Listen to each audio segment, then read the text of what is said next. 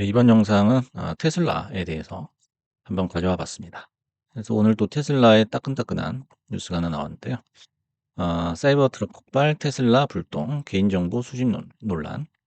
그래서 이제 테슬라 이제 폭발 사고를 이제 수사를 하면서 개인정보를 너무 과도하게 수집을 했다. 이런 게 이제 논란이 되고 있는 것 같습니다. 다음 기사는 이제 테슬라 모든 걸 지켜보고 있었다. 테러범 차를 잘못 골랐다. 수사 과정에서 불붙은 개인정보 논란이다. 그래서 뭐 카메라, 음성, 내비게이션, 뭐 결제, 운전 패턴 이런 거의 모든 정보를 수집을 하고 있다. 그래서 우리가 그 애플 제품을 쓰는 분들의 가장 그 첫 번째 이유, 쓰는 이유를 이렇게 물어보면 대부분 이 보안이란 얘기를 하거든요. 애플은 개인정보를 잘 지켜준다. 이런 개념을 가지고 있는 것 같아요. 반대로 지금 테슬라가 운전자가 자전거를 탄 어린이를 들이받는 장면이 녹화된 화면이나 한 남성이 알몸으로 자동차에 접근하는 모습 등을 직원들이 다 볼 수 있다라는 거예요. 그럼 아마 애플 사용자 입장에서는 굉장히 민감한 그런 문제가 될 수 있죠. 그래서 바퀴 달린 파놉티콘 개인정보 쓸어가는 테슬라 데이터 과대 수집 그래서 관련 규제가 거의 없다. 그래서 뭐 애플 같은 경우에는 뭐 포렌식 같은 거 수사를 할 때도 비밀번호 걸려 있으면 본인의 허락 없이는 절대 못 푸는 그런 게 있죠. 반면에 테슬라는 마음대로 볼 수 있다. 요런 기조의 뉴스입니다. 그래서 오늘 제목은 자율주행이냐 감시주행이냐. 그래서 자율주행과 그리고 테슬라 전기차의 어떤 비전 확실한 건가 그거에 대해서 한번 알아보는 시간을 갖겠습니다. 최근엔 또 이제 목표가를 하향하는 그런 뉴스도 있었어요. 그래서 양날의 검이다라는 거죠, 자율주행. 자율주행이 뭐 표면적으로는 편하긴 하죠. 운전이 서툴거나 뭔가 좀 운전을 하다가 쉬고 싶을 때 자율주행이 완벽하게 작용을 한다면 엄청나게 편한 그런 좋은 기술이죠. 예.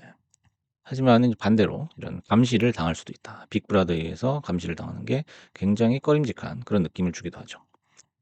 이제 한편으로 이제 자율주행 같은 게 없다고 쳤을 때 아마 전기차가 팔릴 수 있느냐. 예. 만약에 전기차가 내연 기관차에 비해서 가격적인 어떤 메리트만 있다면 자율주행 같은 게 없더라도 차는 팔릴 수 있죠. 얼마든지 팔릴 수가 있다는 거예요. 그래서 자율주행 없이는 나는 전기차 탈 이유가 없어라고 얘기하는 사람은 많이 없겠죠. 그래서 이제 여기서 부각이 되는 게 애플카죠. 애플이 이제 차를 만들려다가 포기를 했죠. 13조 원을 쏟아부었는데 포기를 했다고 합니다. 이제 그 이유인즉슨 이제 자율주행 개발하는 게 너무 어렵다라는 거예요. 여기서 어떤 기술적인 한계를 느꼈고 어, 두 번째로 이제 하청을 찾지를 못한 거예요. 애플카를 만든다고 하더라도 뭐 폭스콘 같은 데 이제 맡기면 만들 수는 있죠. 예.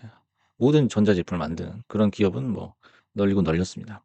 하지만 이제 하청을 찾지 못한 이유는 이 마진 때문이죠, 마진. 그래서 너무나도 이제 착취하는 식으로 애플이 얘기를 했겠죠. 그렇게는 이제 못 만들겠다라고 했던 거예요. 그래서 애플은 이익에 대해서 엄청나게 욕심이 많습니다. 그러니까 세계 1위의 순이익 기업이 될 수 있었겠죠. 그래서 이제 뭐 이 두 가지 이유도 있겠지만은 뭐 나머지 여러 가지 이유 때문에 주판을 퉁겨 보니까 수지가 안 남는 거예요. 수지 타산이 안 맞으니까 포기를 한 것 같습니다. 그래서 이제 전기차라는 게 보시면은 뭐 중국 기업도 있고 미국 기업도 있고 뭐 유럽 기업도 있고 여러 이제 업체들에서 이제 난립을 하는 그런 상황인데 전기차 브랜드가 테슬라만 있느냐? 그게 아니죠. 그래서 테슬라 턱 밑까지 쫓아온 뭐 BYD도 있고 그래서 인제 그 판매량으로는 이제 못 밀어붙이죠. 그 최근에 뭐 또 뭐 할인하고 그런다고 하는데 그런 게 먹힐지는 모르겠어요. 점점 인제 마켓 셰어를 차지해 나가는 게 굉장히 어려운 싸움, 경쟁이 심한 싸움이 됐죠. 그래서 앞으로는 이제 성능도 평준화가 될 것이고 뭐 테슬라가 뭐 슈퍼카처럼 다른 어떤 전기차보다 월등하게 성능이 좋다는 것도 아니니까요. 그래서 성능이 아닌 어떤 플랫폼과 브랜딩 싸움이 될 것이다. 이 플랫폼에는 이제 자율주행이라는 그런 요소도 포함이 될 수 있겠죠. 그래서 내가 차 안에 탔을 때 어떤 이제 인포테인먼트를 즐길 수 있느냐 그런 것도 포함이 될 수 있겠고요. 그다음에 두 번째가 중요한 게 이제 브랜딩이거든요. 그래서 테슬라가 어떤 명품, 명차의 이미지가 있냐 이거예요. 특히 인제 차를 살 때는 이 브랜드라는 게 너무나 중요하죠. 그래서 성능을 포기하더라도 소비자가 찾는 거는 바로 이 브랜드입니다, 브랜드. 그래서 고객은 어떤 막 휘황찬란한 뭐 별 쓸데없는 옵션에 해당하는 그런 여러 가지 기능을 업그레이드하는 것보다는 예 기능을 좀 다운그레이드 시켜서 예 시키더라도 내가 원하는 브랜드, 내가 좀 안정감이나 어떤 이 브랜드에 대해서 좀 신뢰할 수 있고 예 좀 속된 말로 폼이 나는 그런 브랜드를 원하는 거거든요. 예.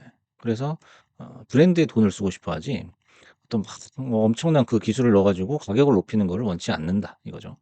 그래서 미래의 어떤 승자의 어떤 모습은 가격을 인하하고 최소 사양의 어떤 기능만 갖춘 어떤 심플한 그런 명품차를 원하는 거거든요. 명품 브랜드를 원하는 거죠. 거기에 딱 부합하는 그 브랜드가 애플이었거든요. 근데 애플이 지금 포기를 해 가지고 그 자리가 비어 있는 상태입니다. 그래서 그 자리에 어쩔 수 없이 테슬라가 들어가 있는 거예요. 예. 테슬라를 명차라고 생각하지는 않거든요.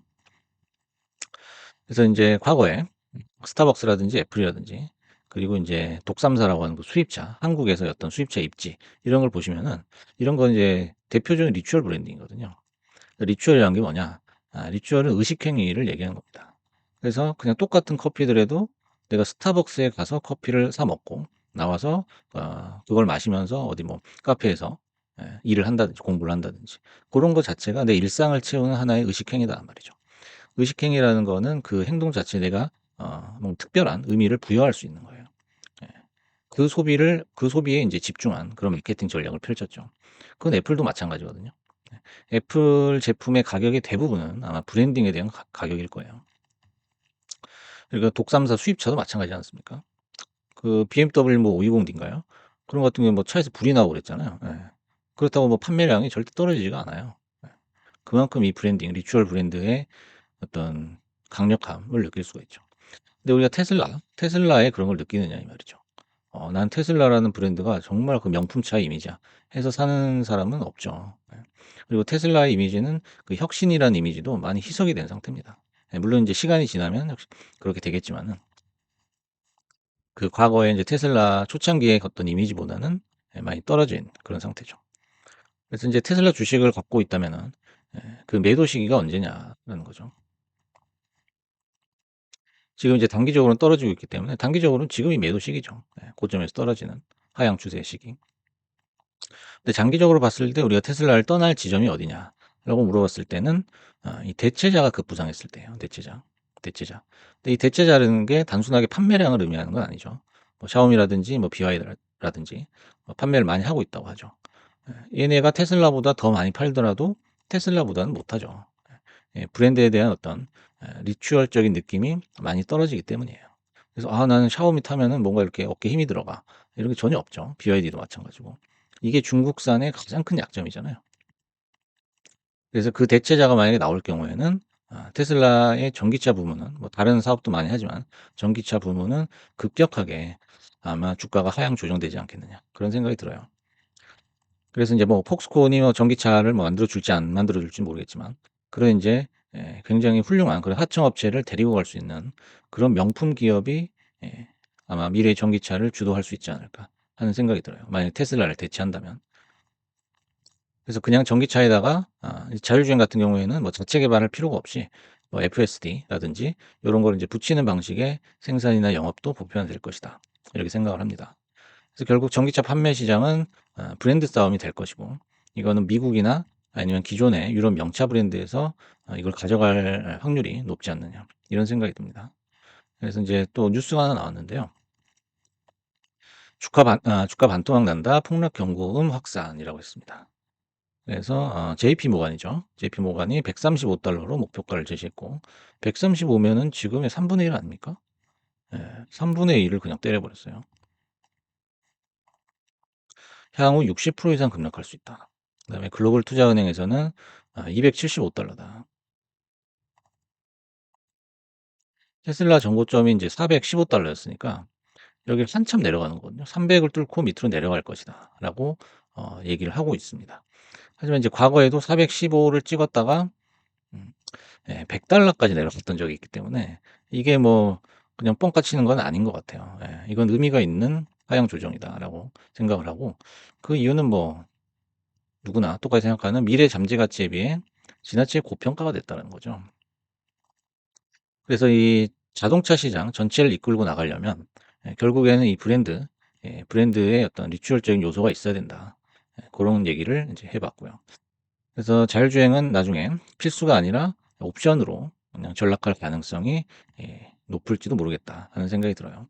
그래서 인제 내비게이션처럼 그냥 보편화되는 거죠. 그래서 떴때 붙였다 할 수 있고, 그래서 뭐 다른 회사 거를 쓸 수도 있는 거고. 그래서 오늘은 한번 전기차 자율주행에 대한 얘기, 그다음에 테슬라 주가에 대한 얘기를 한번 해 봤습니다.